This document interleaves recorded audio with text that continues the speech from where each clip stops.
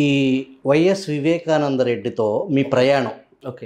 ఎన్ని సంవత్సరాలు అసోసియేషన్ మీకు ఆయనతో?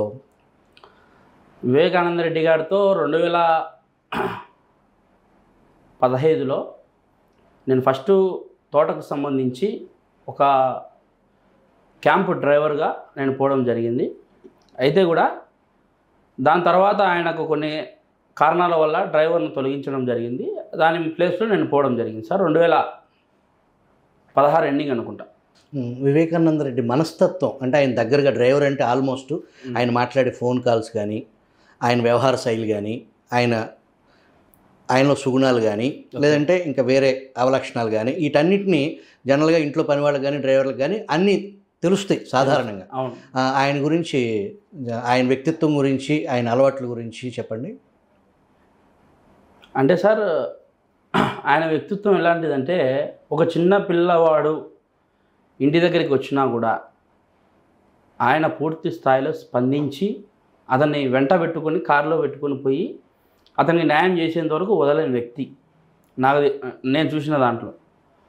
ఇంకా అలవాట్లు అంటారా, అలవాట్ల విషయం గురించి వాస్తవంగా అయితే ఈ ఫేక్ ఛానల్స్ ఇవన్నీ కూడా ఆయన్ను క్యారెక్టర్ అసాసినేషన్ చేస్తూ ఉంటాయి. అదైతే వాస్తవం కాదు. వాస్తవంగా అయితే ఆయన రెండో పెళ్లి చేసుకోవడం వాస్తవము, ఆయన కుటుంబం పెట్టుకోవడం వాస్తవము. కానీ అది వ్యక్తిగతంగా వీళ్ళు దెబ్బతీయాలనే కాన్సెప్ట్ మీద ఆ వీడియోను కూడా రిలీజ్ చేస్తూ ఉన్నారు. కానీ అదైతే వాస్తవంగా అయితే అది దానికి సంబంధించింది, కేసుకు సంబంధించింది అసలు కాదు.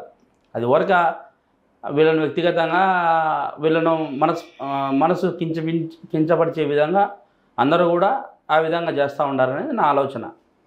వివేకానందకి పలువురు స్త్రీలతో అక్రమ సంబంధం ఉండేది అనేది వైసీపీకి సంబంధించిన సోషల్ మీడియా కానీ, వైసీపీకి సంబంధించిన సాక్షి మీడియా కానీ, వైసీపీకి సంబంధించిన బ్లూ మీడియా కానీ గత 5 సంవత్సరాల నుంచి కథనాలు నడుపుతూనే ఉన్నాయి. వాటిలో వాస్తవం ఏం లేదంటారా? కాదండి, ఇప్పుడు నేను చెప్తా వినండి. వైసీపీ అనే పార్టీనే ఫేక్ పార్టీ, ఫేక్గా క్రియేట్ చేసిన మేనిఫెస్టో కానీ, ప్రజలకు ఇచ్చిన భరోసా కానీ ఏదైనా కూడా ఫేక్. ఇది 100% నేను చెప్పగలుగుతా. ఎందుకంటే ఇప్పుడు మనందరికీ అందించే పోలీస్ వ్యవస్థ గురించే మనం మాట్లాడదాం. అయితే దీంట్లో పోలీస్ వ్యవస్థ గురించి మనం మాట్లాడదగ్గ విషయాలు ఏంటంటే, వాళ్లకు టీఏలు, డిఏలు, ఏఎస్ఎల్ఎస్ అటు నుంచి పిఆర్సి ఇవన్నీ కూడా ఇవ్వాలా. జగన్మోహన్ రెడ్డి ఫస్ట్ సంతకం దాని మీదనే అన్నాడు. నేను అధికారంలోకి వచ్చిన వారానికే జగన్మోహన్ రెడ్డి నేను దాని మీద సంతకం పెడతా అన్నాడు. ఇంతవరకు దానికి దిక్కు ముక్కు లేని పరిస్థితి ఏర్పడింది. జగన్మోహన్ రెడ్డికి పూర్తి స్థాయిలో భద్రత కల్పించేది పోలీస్ వ్యవస్థ. ఈరోజు పోలీస్ వ్యవస్థనే నేను అడుగుతాను, మీరందరూ కూడా ఖచ్చితంగా కూడా దీని గురించి ఆలోచన చేయాలా. మీ పవర్ చూపించాలంటే ఖచ్చితంగా మీరు ఓటు బ్యాంకులో మీ పవర్ చూపించాలా. ఈ రోజున మీరు రోడ్డున పడిన కారణము ఎంతోమంది అమాయకులు, ఎంతోమంది ఉద్యోగస్తులు, ఎంతోమంది గవర్నమెంట్కు సంబంధించిన గవర్నమెంట్ అధికారులుగా వ్యవహరిస్తున్న ప్రతి ఒక్క అధికారికి కూడా నేను విన్నవించుకునేది ఏంటంటే, ఈ రోజున మీరు రోడ్డు మీద పడినారంటే కారణం జగన్మోహన్ రెడ్డే. ఇప్పుడు నేను చెప్పిన డిఏలు, టీఏలు ప్రతి ఒక్కటి కూడా ఈ రోజున అది అందక అప్పులు పాలయ్యి వాళ్ళ కూతుర్లకు కానీ, ఏజ్డ్ పర్సన్స్ కూతుర్లకు కానీ, ఇంకోరికి కానీ పెళ్ళిళ్ళు చేయాల్సిన వ్యక్తులు కానీ, అప్పులు కట్టుకోవాల్సిన విషయాలు కానీ అందరూ కూడా రోడ్డున పడిన పరిస్థితి. ఈ రోజున ప్రతి ఒక్కరు రోడ్డున పడినారంటే దానికి కారణం జగన్మోహన్ రెడ్డే. ఈ పొద్దు మనం ప్రజల గురించి పక్కన పెడితే ప్రజలకు రక్షణ కల్పించే వ్యవస్థనే ఈరోజు రోడ్డుకి ఇచ్చిన జగన్మోహన్ రెడ్డి రేపొద్దున ప్రజలకు ఏం న్యాయం చేస్తారనేది నేను క్వశ్చన్ చేస్తూ ఉంటా. 100% ఇది. సరే, మనం ఈ వైఎస్ వివేక మీ యజమాని. అవును సార్.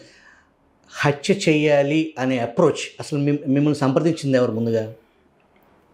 సార్, నన్ను సంప్రదించిన వ్యక్తి ఎర్రగంగిరెడ్డి.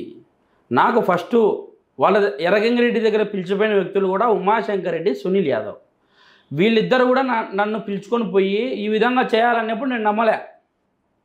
నేను ఎందుకు చేయాలా, నాకు ఏం పని అయినా స్వామి, మీరు ఇంత పెద్ద వ్యక్తిని చేయాలంటారు, మీరు చెప్పేది ఫేక్, మీ వెనకాల ఎవరు ఉండారో నేను కనుక్కోవాలని చెప్పిన.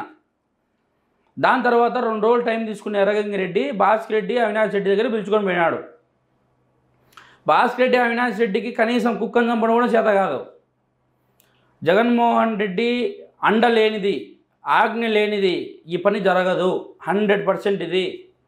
జగన్మోహన్ రెడ్డి ఈ రోజున ఖచ్చితంగా కూడా చెప్తా జగన్మోహన్ రెడ్డి ఈ రోజున ఏదైతే చెప్తా ఉన్నాడో ప్రొద్దుటూరులో సభ పెట్టి, సిద్ధం సభ పెట్టి, ఒక హంతకుణ్ణి మీరు బయట చెప్తారో నిస్సిగ్గుగా బయట చెప్తా, ఈరోజు నిస్సిగ్గుగా బయట చెప్తా, అన్ని విధాలుగా అన్ని రకాలుగా బయట చెప్పుకుంటూ తిరుగుతూ ఉన్నాడు. వాడిని ఇడిచిపెట్టినారు, అమాయకుల్ని పట్టుకున్నారనే మాట మాట్లాడాడు. ఈ పొద్దు పూర్తి స్థాయిలో ఖండిస్తాడా.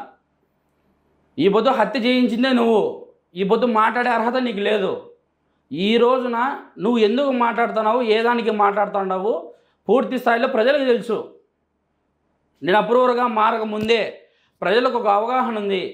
ఎవడు వివేకానంద రెడ్డి అనే వ్యక్తిని ఒక పూర్తి స్థాయిలో రాజశేఖర రెడ్డి గారి కంటే, వైఎస్ రాజశేఖర రెడ్డి గారి కంటే అత్యున్నత స్థానంలో నిలిచిన వైఎస్ వివేకానంద రెడ్డి గారిని ఈ రోజున అత్యంత కిరాతకంగా వాళ్ళ ఇంట్లోనే దూరి, పులివెందుల్లో ఆయన నివసించే ఇంట్లో వాళ్ళ ఇంట్లోనే దూరి చంపిన వ్యక్తులుగా మేము ఉన్నామంటే ఈరోజు జగన్మోహన్ రెడ్డి అండలేంది మేము ఎందుకు ముందుకు పోతామనేది మీరు ప్రజలందరూ కూడా ఆలోచన చేయాలా. ఈ రోజున కూడా ప్రజలందరికీ తెలుసు ఎవడు హత్య చేయించినాడు, ఎవడు ఏందనేది. ఈ రోజున పలానా పార్టీ మీద బురద తల్లినారు. ఈ రోజు కానీ నేను అప్రూవర్గా మారుకోకుండా ఉంటే ఇప్పటికి కూడా ఈ రోజుకి కూడా టీడీపీ మీద వాళ్ళు పూర్తి స్థాయిలో విమర్శలు చేసేవాళ్ళు, పూర్తి స్థాయిలో వాళ్ళ మీదనే కంటిన్యూ చేసేవాళ్ళు. వాళ్ళు ఎంత డబ్బు ఆఫర్ చేసినా కూడా, కొన్ని కోట్ల రూపాయలు వాళ్ళు ఆఫర్ చేసినారు నాకు, కానీ నేను తగ్గలే. ఎందుకంటే నా మనస్సాక్షికి నేను చెప్పుకున్నా,